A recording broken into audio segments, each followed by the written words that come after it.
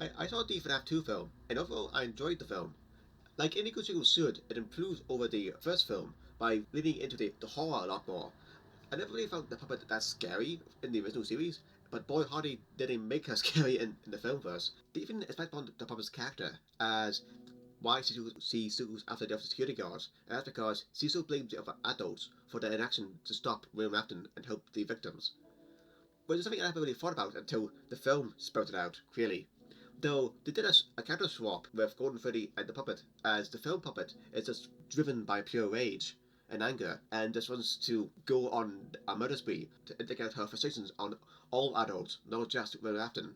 Whilst that's pretty that sounds like a game Golden Freddy thing, and with film Golden Freddy acting more like the puppet, trying to help and protect the other victims the best ways they can. They even found on the puppet's abilities, as she's able to control the toys and the ribbons remotely by a built-in controller, and the puppet itself is able to possess any person, which is absolutely terrifying.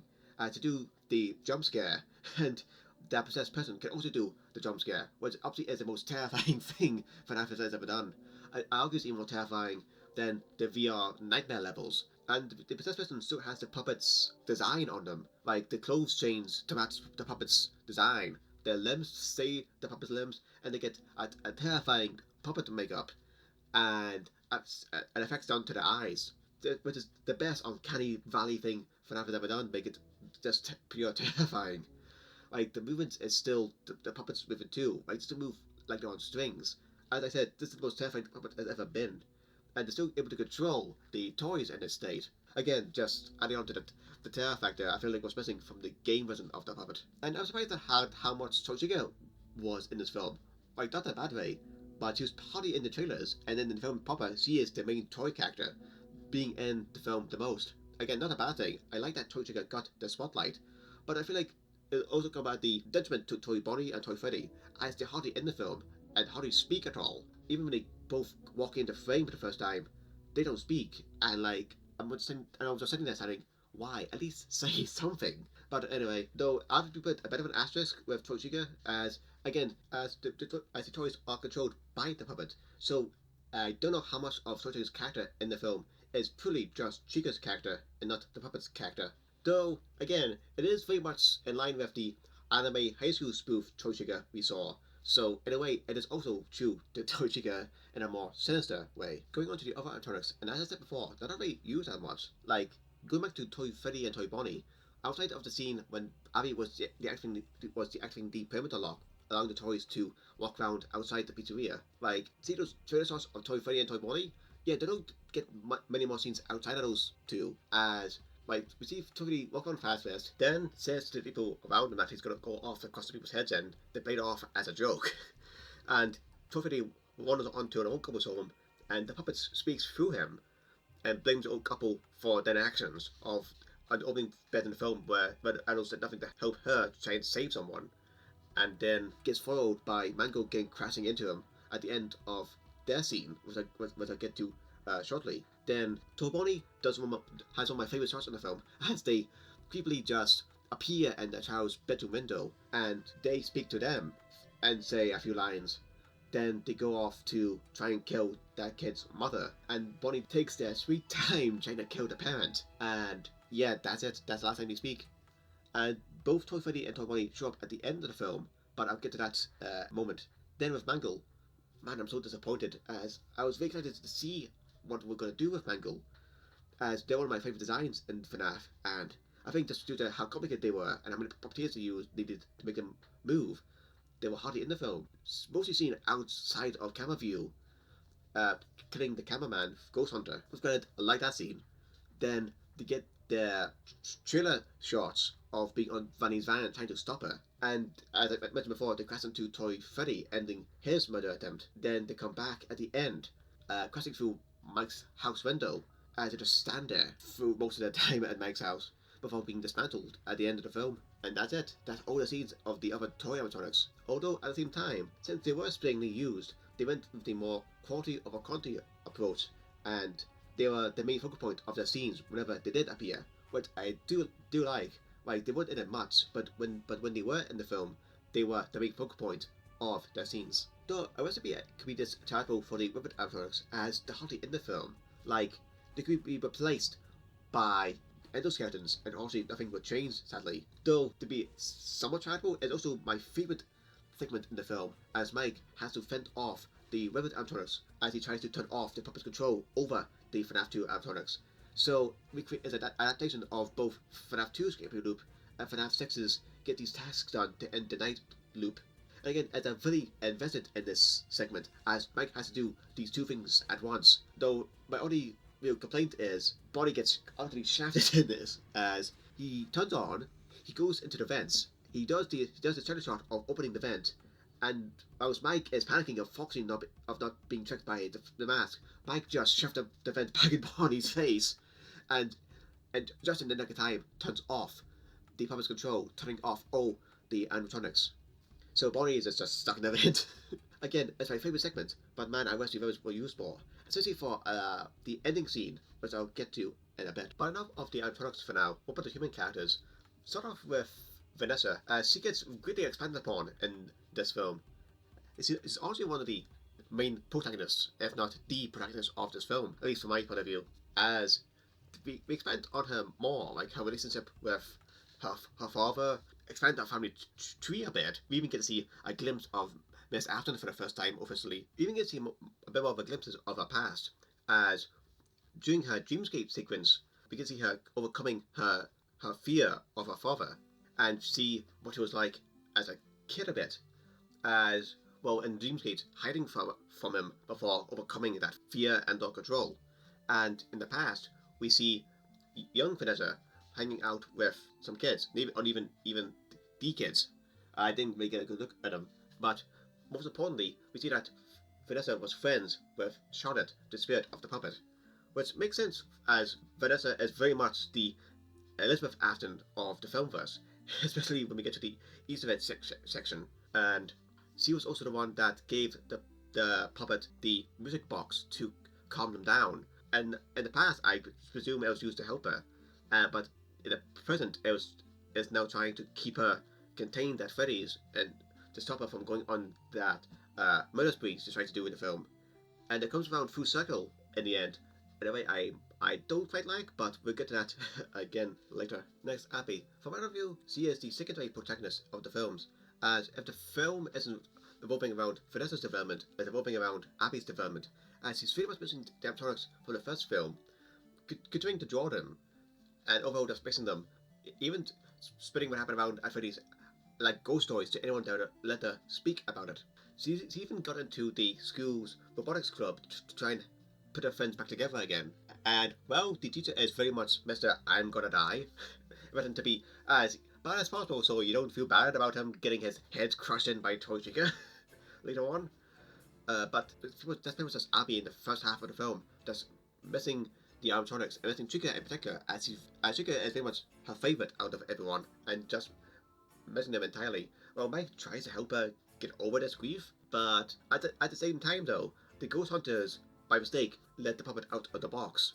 And as when the puppet gets out of the box is when Abby gets a hold of the Firestalker, and that's when the puppet speaks through the Firestalker to Abby to manipulate her and use Toy Chica for that manipulation to get them to walk around free, and for the next stage of the puppet's master plan of possessing Abby to continue walking around outside of Freddy's, which almost works as the puppet was so close to possessing Abby permanently, but just when Mike comes in at the last minute to follow the puppet's plan and freeing Abby from the puppet's control, we see some puppetry to Mike, as in this film he takes a bit of a backseat in becoming the auxiliary protagonist, which isn't a bad thing, as in the first half of the film he's trying to reintroduce some normalcy into his life, Abby's life, and Vanessa's life, even trying to move on from Freddy's. But when he finds out that having a Freddy's again, he goes on the detective path, trying to figure out what's happening, and that leads him to finding out about Henry and talking to him about what happened at Freddy's, and about a bit about William and a bit about the puppet and Charlotte. Henry even gives Mike a music box he made for Charlotte's birthday, and Mike uses that to stop the puppet and freeing Abby, but then immediately closes it the second it worked. And here comes the thing about the film I don't like the most, and that is how Mike is kind of written, as outside of that stuff, when it comes to how it's written as a character, yeah, I don't like. as it comes off as really dismissal, for lack of a better word. At least, especially when it comes to Vanessa, as man, he's really combative about it for some reason. Even though Vanessa is the sole reason why Abby's still alive, as Vanessa did our best to try and stop the puppet with the music box, but when I failed, Vanessa again puts herself in harm's way multiple times to stop the toys from killing anyone. And then when she found out that the toy is still with Abby, Vanessa again puts herself in harm's way, driving there immediately to Mike's home to try and stop the puppet. But when they find out, oh, she's too late, she stops the puppet for as much time as possible for Mike to come in with that music box to save the day. But then at the end of all that, after the toys are dealt with, Mike then tells Vanessa to don't come near him again, in a very hostile way. Now, guys, Mike found out some more information about Vanessa that she kept secret, but I get wanting some space after what happened that night, but this was so forceful, driving a wedge so the third film could happen in a certain way. Like, again, I get wanting some space after the night, but why come out so hostilely? As again, Vanessa is the sole reason why Abby's still alive. But enough doom and gloom. Let's move on to a more happier topic, Minecrafting. As that's right, he's in the film verse too. As to do a clever baiting thread with his introduction, as Mike put on a flyer from the first film location asking for more information. Then we got to the ghost hunters a bit later, saying how they were contacted by someone named Mike, and they also led to believe they're going to the first location, but instead they're going to the second film location, and that's where they meet Michael Afton. And here I feel like Michael Afton is what the fans thought William Afton was like, until Scott began to develop his character a bit more, as Michael Afton here is just overtly creepy, but still able to string people along to their demise. As if they must feel like Michael brought them here for the sole purpose for them to turn off the music box, releasing the puppet, as he gets straight outside, and it then goes good if it's all going according to plan, then disappears for most of the film, only coming back when he somehow turns on the toys again, bringing them under his control. But then when the toys all converge to Mike's place, that's when Michael comes in, revealing that he's Vanessa's overlooked brother. And now, since Vanessa isn't going to continue William's legacy, he's going to, and he goes on a full villain monologue and how he's going to again continue the legacy, have the town be killed by morning, and then the toys get immediately trashed, and Michael runs away, but immediately gets clotheslined by Mike's friend. I think you can see why he was so overlooked. Again, it's very much quality over quantity in his appearances, as he's very much the focal point of his scenes. Though I feel like he shouldn't have appeared in the climax at Mike's house. Instead, he should have appeared in the post-credit scene as Shocker. The post-credit scene is the Five-Man Fight crew fighting Springtrap. I feel like, again, here he should have appeared, as whilst they quickly run off to try and find something to move Springtrap and take what they can before the first film's location gets demolished. Here, this is where Michael sort of stayed with Springtrap, saying something to the lines of, "Now that I've found you, we could continue your legacy, father," as Springtrap turns on, ending the film. Though I do see Michael Afton and the brothers again, especially how this film just feels like a lot of setup for the third film. So I hope, since they get limited uses here, they get more uses in the last film. At least last film in the trilogy, especially how this film ended with Vanessa feeling all alone after being dumped by Mike. And since Mike didn't leave the music box turned on, the puppet then possesses Vanessa, ending the film. So I feel like there could be a way for Vanny to appear in the third film, like to hide the puppet possession. They wear the Vanny costume out and about, though that is even the puppet wants to hide in the first place. And since all the toys were destroyed in the second film, the only characters left the puppet to control are the brothers, as it's still in the second location. At least last we saw them was still in the second location. So as the puppet can control those animatronics, that's the only animatronics she has access to. But time will tell what happens with them. But getting back to what happens in the film itself, before Mike saves Abby and Vanessa with the music box, he quickly goes back to the first film location asking the classics for help. But when he doesn't get an answer, he goes back and saves Abby and Vanessa. But that's when Michael then comes in, as with the toy animatronics, as seemingly they're now under his control. And after getting Vanessa a chance to join him, and when he doesn't, he then sends the toys after those three. And just at that moment, that's when you hear classic Foxy's hum, as he then takes his hook, smashes it through Mike's window to grab Toy Body by the neck, pull them back through the window, and then smash their face in. And then the rest of the classics come in and quickly dismantle the toy animatronics.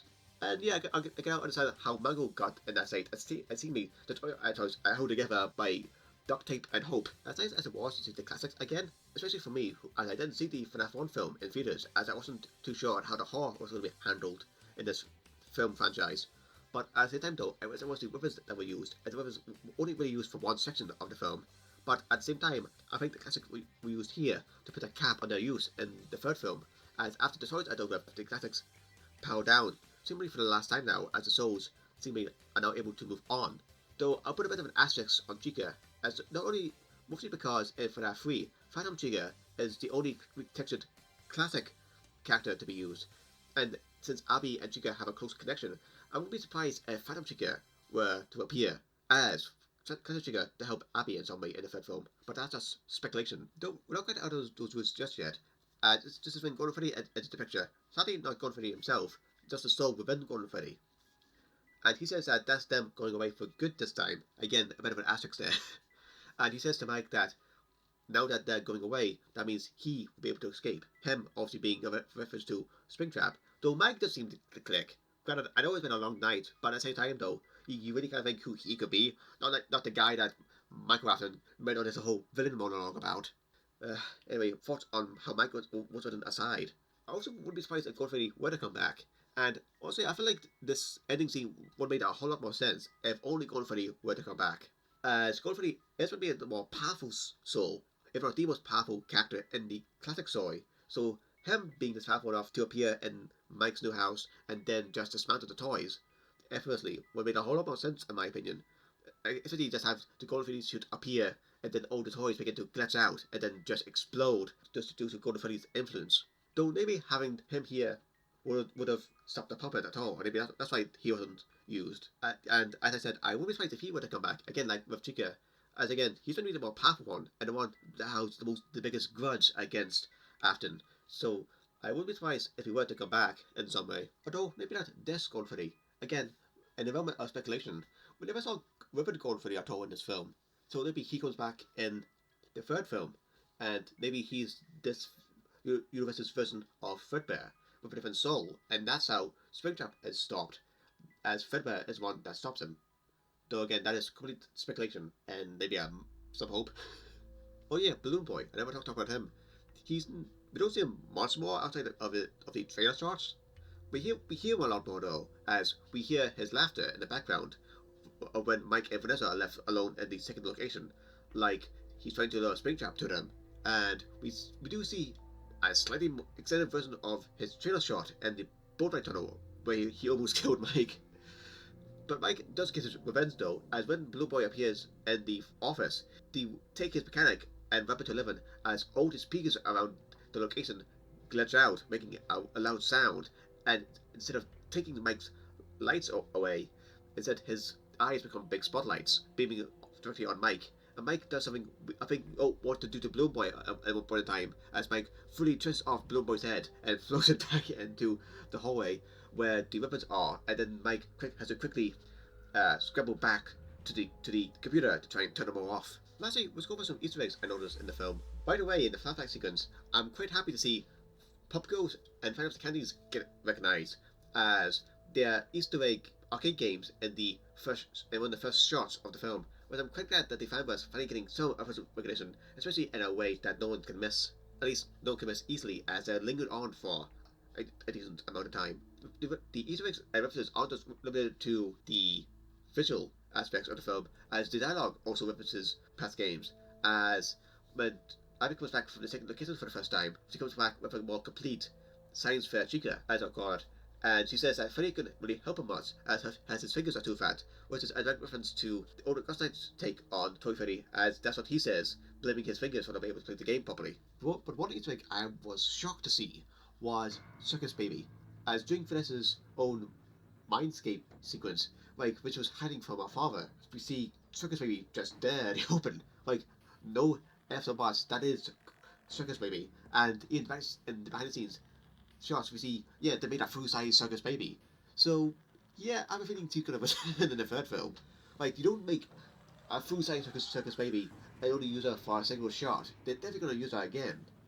Or at least I hope they're going to use her again, because that's far too cool just to be a one-and-done use. And lastly, sadly, the only Easter egg I noticed was Shadow Bonnie, as he does make an appearance in the film as a brief blink and you miss a cameo as during one of the shots of Mike using the flashlight down the hallway. For a split second, you see Shadow Body before Mike turns on his flashlight. Shadow Body disappears. And with that, we're the end of this video. I know I've criticized this film a lot in this video, but I wouldn't have criticized it this much. I didn't absolutely love this film, and I can't wait to see how they improve even more for Final Fantasy 3. And again, thank you for watching.